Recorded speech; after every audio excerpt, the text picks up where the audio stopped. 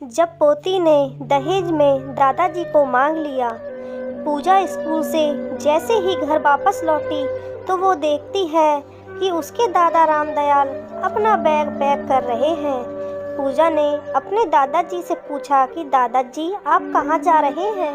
दादाजी ने बताया, बेटी मैं गांव जा रहा हूँ और बहुत जल्द ही वापस आ जाऊँगा। लेकिन जब उसने अपने मम्मी पापा से सुना कि दादाजी गांव नहीं बल्कि वृद्धाश्रम जा रहे हैं तो पूजा अपने दादाजी के पास जाकर उनको जोर से पकड़ लेती है और जोर जोर से रोने लगती है। उसके दादाजी अपनी पोती को छोड़कर कभी नहीं जाना चाहते थे, लेकिन वह चाहते थे कि उनके लिए उनके बेटे और बहू के आपसी रिश्ते खराब नहीं हों। रोज रोज के लड़ाई झगड़े से तंग आ गए थे। उन्होंने अपने आप को वृद्धाश्रम में जाना है उचित समझा। रामदयाल जी के बेटे और बहू दोनों डॉक्टर थे। इस वजह से उनका ज़्यादातर टाइम घर से बाहर ही बीतता था और दोनों का टाइम टेबल भी अलग अलग होता था। दोनों अपने प्रोफेशन में इतने बिजी हो गए थे कि उनको अपने पिताजी की जिम्मेदारी अपनी तरक्की में रोड़ा अटकने जैसी लगने लगी थी। पूजा हर सप्ताह अपने दादाजी से मिलने वृद्धाश्रम जरूर जाती थी। पूजा के दादाजी को वृद्धाश्रम में रहते हुए 1 साल से भी ज़्यादा हो चुका था।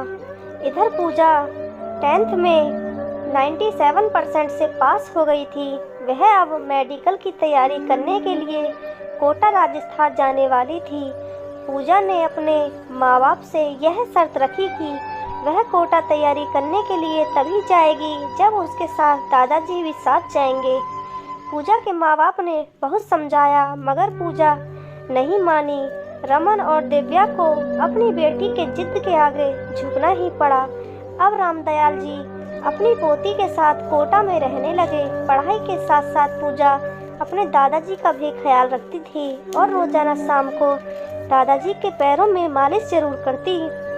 रामदयाल जी अपनी पोती को देखकर गर्व से भर जाते थे कि भगवान अगर किसी को बेटी दे तो पूजा जैसी।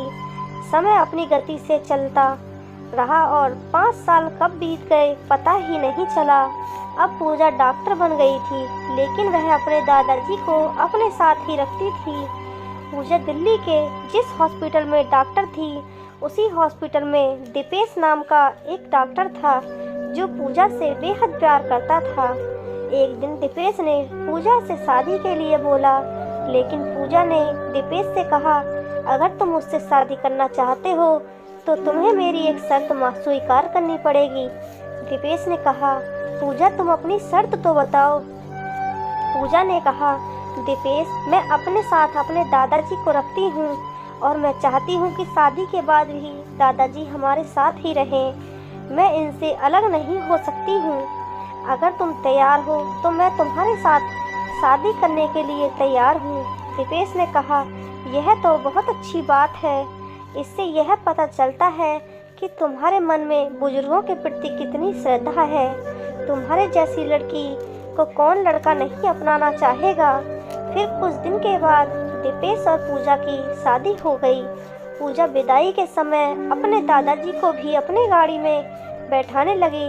तभी उसके पिताजी बोले, बेटी तुम्हारे मन में अपने दादाजी के प्रति इतना प्यार देखकर हमें भी एहसास हो गया है कि बुजुर्ग बोझ नहीं बल्कि एक आशीर्वाद की तरह होते हैं।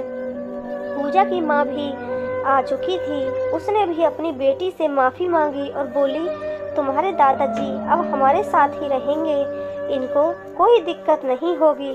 हम तुम्हें विश्वास दिलाते हैं। पूजा के दादाजी बोले, बिटिया मुझे अब यहीं रहने दो।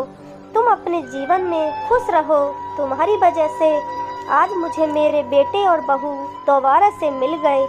वहाँ जितने भी लोग खड़े थे सब लोग पूजा पर गर्व महसूस कर रहे थे और सबसे ज़्यादा खुश तो पूजा के सास ससुर थे जो इतनी अच्छी संस्कारी बहू अपने घर ले जा रहे थे।